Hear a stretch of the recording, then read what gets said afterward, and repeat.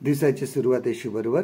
आजचं जे मनन आहे ते Mrs Usha Pradeep Dalvi, mission compound Palghar यांच्याकडून आलेलं आहे.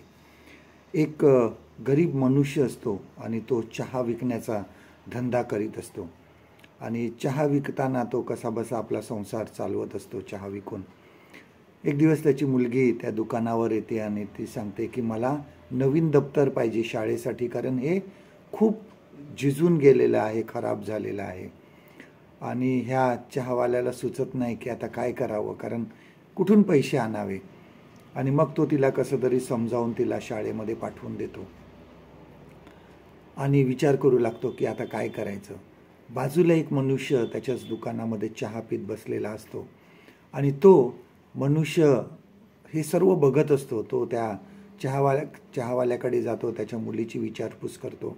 तो चहावाला सांगतो की माझी मुलगी खूप हुशार आहे, परंतु माझ्या गरिबीमुळे मला थोडी अडचण वाटते, पण मी तिला शिकवणार आहे, चांगलं मोठं करणार आहे, कारण ती अभ्यासामध्ये खूप हुशार आहे. तो मनुष्य त्या ठिकाणाहून निघून जातो आणि सरळ मार्केटमध्ये जातो. एका चांगल्या दुकानामधून एक चांगली स्कूल बॅग तो घेतो, वह्या घेतो, पुस्तकं घेतो, पेन घेतो, पेन्सिल्स घेतो आणि ते सर्व एका बॅगेमध्ये भरून तो त्या दुकानात परत जातो आणि जो जिकडे बसलेला असतो त्या बाकड्यावर ते ठेवून देतो आणि गपचूप निघून जातो. संध्याकाळी ती मुलगी येते आणि ते सर्व बघते आणि तिला खूप आनंद वाटतो. तिला वाटतं हे वडिलांनीच माझ्यासाठी आणलं. ती आनंदाने तिच्या वडिलांना मिठी मारते आणि चहावाल्याला सुद्धा समजत नाही की हे कुठून आलं आणि तो पण मुलीचा आनंद बघून त्याला पण खूप आनंद होतो. आणि मग अशा प्रकारे तो माणूस जो असतो हा नकळत त्यांची मदत करून जातो. आज नाताळ जवळ आलेला आहे. आपण ख्रिसमस साजरा करणार आहोत. आपण आपल्यासाठी खूप खर्च करणार आहोत. खूप आपण काही ना काहीतरी नाताळाची तयारी करणार आहोत.